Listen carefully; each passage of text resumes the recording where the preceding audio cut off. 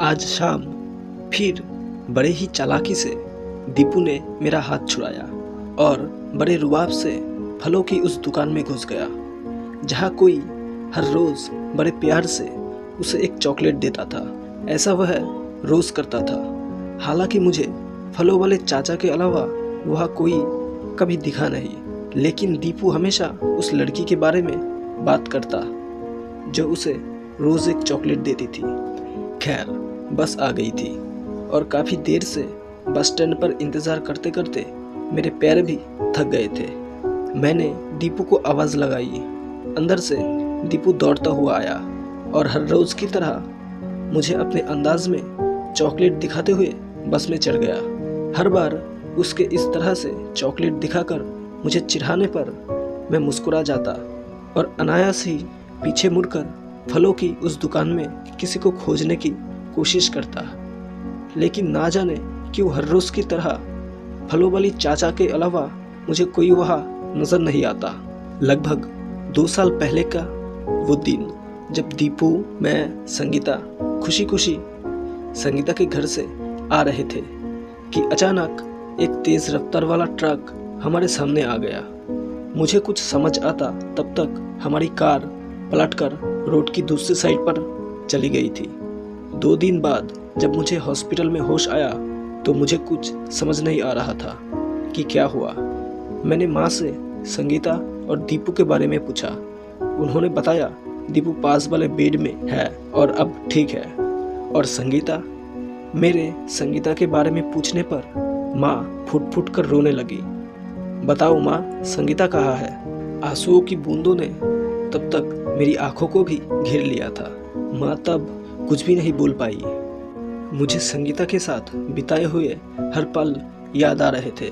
अभी कल ही तो कह रही थी माँ ने नई सिल्क की साड़ी दी है सालगिरह पर और मेरे लिए कुछ नहीं दिया। मैंने नाराज़गी जताते हुए कहा, आपके लिए मुझे दिया है ना मेरे बुद्धू। मेरे बालों को खींचते हुए उसने बड़े प्यार से कहा था। कितना बदनसीब हूँ मैं, आखिरी बार संगीता को देख भी नहीं पाया। यह सोचकर मैं फूट फूट कर रोने लगा था। पापा चॉकलेट। दीपू की आवाज़ सुनकर मेरा ध्यान टूटा। आंटी ने कहा है पापा को भी खिलाना। दीपू ने कहा। मैं बस मुस्कुरा दिया। आज जब घर आया तो माँ फिर से मुंह फुलाकर बैठी थी। अपने लिए ना सही पर कम से कम दीपू के लिए तो शादी कर ले। माँ ने कहा, दीपू को संभालने के लिए आप सब हो ना माँ, फिर दूसरी शादी की क्या ज़रूरत? कहकर मैंने हमेशा की तरह बात को टाल दिया। दीपू के लिए माँ की ज़रूरत मुझे भी लगती थी, पर मैं हमेशा यही सोचता कि क्या कोई और दीपू को उतना प्यार दे पाएगा। खैर, माँ की बातें सुनते सुनते हमने खाना खाया। अगले दिन दीपू को स्कूल छोड़कर जब मैं ऑफिस गया तब बारिश शुरू हो चुकी थी। आज दिन भर बारिश हुई और शाम तक लगभग पूरे बाजार में पानी भर गया था। ऑफिस बंद हो गया था, लेकिन बारिश बंद होने का इंतज़ार करते करते 1 घंटा होने को आया था। पास की एक दुकान से मैंने रेनकोट खरीदा और दीपू को लेने स्कूल की तरफ निकला। लेकिन रास्तों में पड़ने वाले नाले की वजह से आगे जाने का रास्ता बिल्कुल बंद था। मैंने दीपू के स्कूल में फ़ोन किया तो पता चला सारे बच्चे स्कूल से जा चुके हैं और दीपू भी उनके साथ स्कूल से निकल गया। कहाँ गया होगा? थोड़ी देर इंतज़ार नहीं कर सकता था? मुझे दीपू की चिंता हो रही थी, लेकिन साथ ही उस पर गुस्सा भी आ रहा था। नाले में इतना पानी आ गया था कि निकलना मुश्किल था। तभी मेरे मोबाइल पर एक अनजाने नंबर से कॉल आया। मैंने रिसीव किया तो सामने से किसी लड़की की आवाज़ आई। दीपू दुकान पर आ गया है, आप चिंता मत कीजिए। सामने से आवाज़ आई। कौन सी दुकान पर और आप कौन बोल रही है? मैंने पूछा। चॉकलेट वाली आंटी, उसने इतना कहा और कॉल कट गया। लेकिन मैं जाने ही वाला था। आज थोड़ा लेट हो गया तो अकेले निकलने की क्या ज़रूरत थी? उसे कुछ हो जाता तो? एक के बाद एक मेरे मन में कई सवाल चल रहे थे। खैर, मैं दूसरे रास्ते से होता हुआ बस स्टैंड पर पहुंचा। आज भी दुकान पर फलों वाले चाचा ही खड़े थे। दीपू यहाँ है क्या चाचा? आज मैं पहली बार चाचा से बोल रहा था। उन्होंने अंदर देखते हुए आवाज लगाई, नीतू, दीपू के पापा आए हैं, दीपू को भेजो।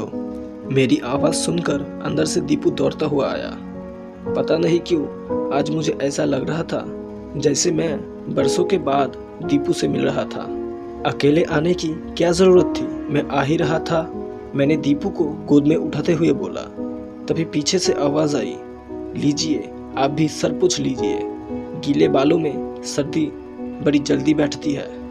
मैंने पीछे देखा, घुंघराले बाल जैसे बारिश के बादल जमीन पर उतर आए हो, आंखों से कुछ कहना चाह रही हो, होठ जैसे गुलाब की पंखुड़ियां हो। पटियाला सूट में मैंने पहली बार दीपू की चॉकलेट वाली आंटी को देखा। हाथ में टॉवल लिए उसने फिर कहा, सर पोंछ लीजिए, मैं चाय बनाती हूँ। संगीता भी मुझे यही कहती थी। हर बारिश में मुझे उसके साथ भीगना अच्छा लगता था, लेकिन वह सर्दी का बहाना करके पहले तो टाल देती, लेकिन बाद में मुझे भीगता देखकर खुद भी आ जाती और कहती, आप कहे तो आग में कूद जाए, ये तो सिर्फ बारिश है। और मैं मुस्कुरा कर कहता, जहाँ भी जाओगे साथ जाओगे। लेकिन जिंदगी के बीच सफर में ही वह मुझे अकेला छोड़कर चली गई। अगर दीपू ना होता तो मैं भी कब का उसके पास चला गया होता। सोचते सोचते मेरी आंखों में आंसू आ गए। लो, हो गई न जुकाम, देखो आंखों में पानी आ गया। मैं मुस्कुराया और मेरे साथ वह भी। संगीता के जाने के बाद आज मैं पहली बार इस तरह मुस्कुराया था। घर आने के बाद भी मैं नीतू के बारे में ही सोच रहा था।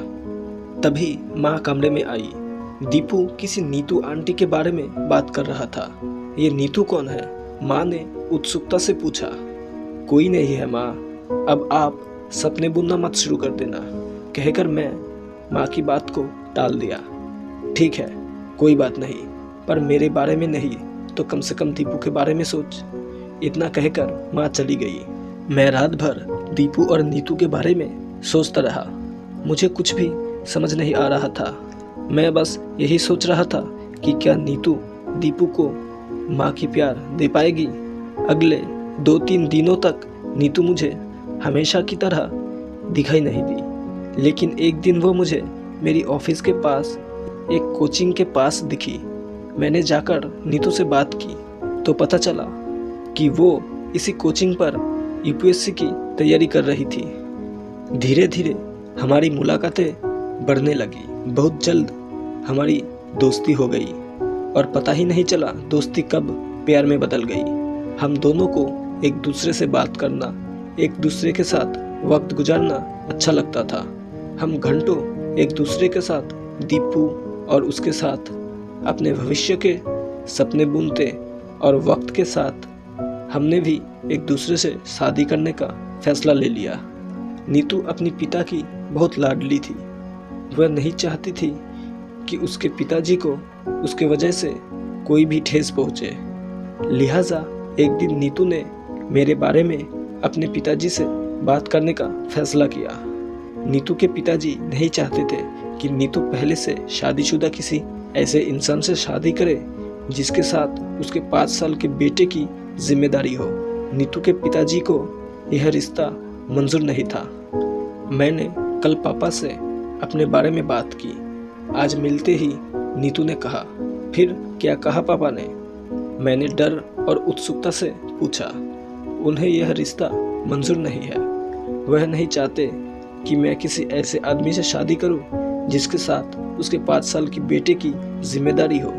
फिर तुमने क्या फैसला लिया?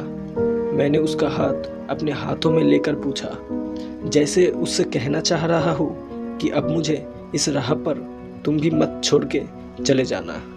एक बार मैं पापा के लिए तुम्हें भूल सकती हूँ, पर दीपू को नहीं। अब वो मुझ में अपनी माँ ढूंढता है। मैं उसके इस विश्वास को तोड़ना नहीं चाहती।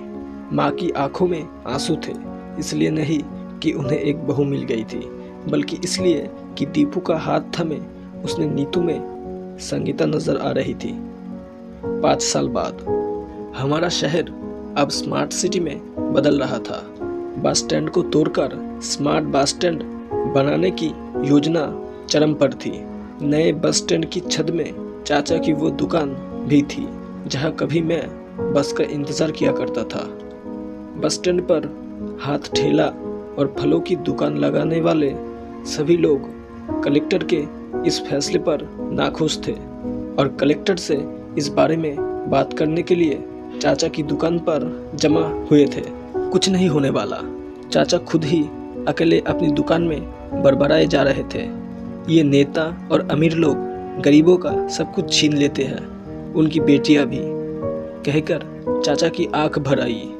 तभी एक लाल बत्ती की सफ़ेद गाड़ी से एक लड़की उतरी। किसी को कहीं जाने की ज़रूरत नहीं है, सरकार इसी जगह आपके लिए पक्की दुकानें बना कर देगी, कलेक्टर साहिबा ने गाड़ी से उतरते हुए कहा। जोरदार तालियों के साथ सभी ने कलेक्टर साहिबा का अभिवादन किया। तभी कलेक्टर साहिबा चाचा की दुकान की ओर बढ़ी और चाचा के पैर छूकर बोली, पापा अब भी माफ़ नहीं करोगे? Thank you.